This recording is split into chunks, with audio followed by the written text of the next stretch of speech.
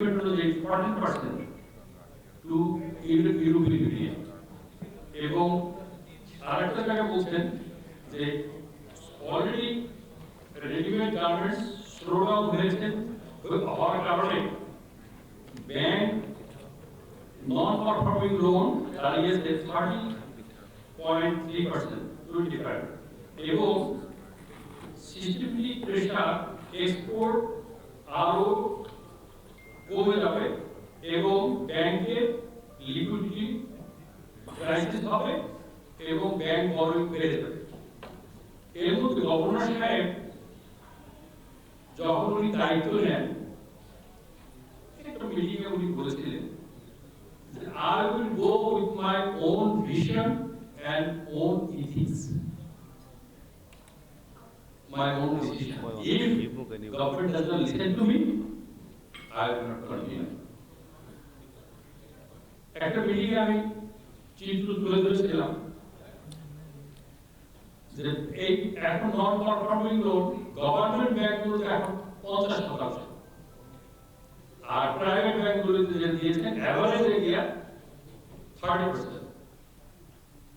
এর মধ্যে গভর্নর সাহেব মনিটারি পলিসি এসে নিজেই বললেন যে আমাকে ইনফ্লেশন কমাতে হবে, আর ইনফ্লেশন কমাতে হলে আমাকে মনিটারি পলিসি টাইটেন করতে হবে।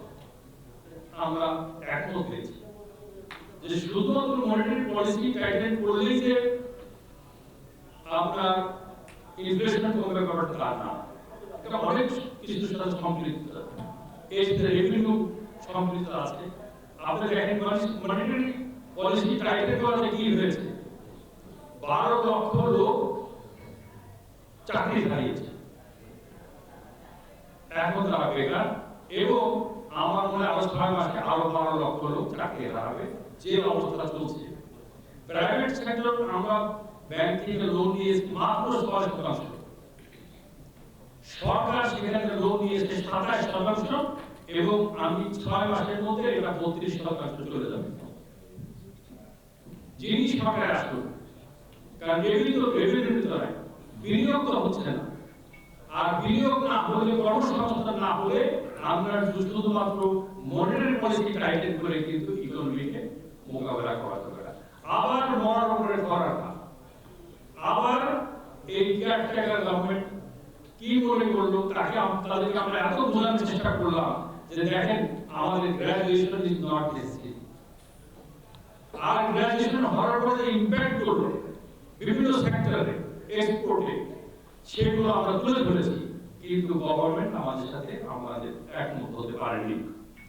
এখন আমরা মনে করি যে সাজেশনগুলি এই আমাদের আজকে কিনোট স্পিকার দিয়েছেন ভেরি ইম্পর্টেন্ট।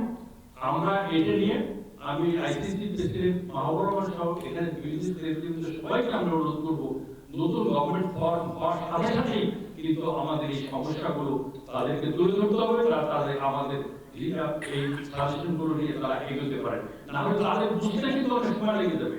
একটা লোক সরকারে বসেই কিন্তু ওভারনাইট সব যে স্টাডি আমাদের আছে, আজকে তো আমার ব্যক্তিগত 40 বছরের অভিজ্ঞতা, মানুষ সাহেবের 60 বছরের অভিজ্ঞতা, সেই অভিজ্ঞতার একটা মূল্য আছে, সেটা নিয়ে আমাদের এগিয়ে যেতে হবে। আর মিডিয়া ভাইরা আপনারা আমাদের এটাকে একটু ভালো করে হাইলাইট করবেন, এই আশাবাদ ব্যক্ত করে আবার সবাই ধন্যবাদ জানাচ্ছি। Thank you very much.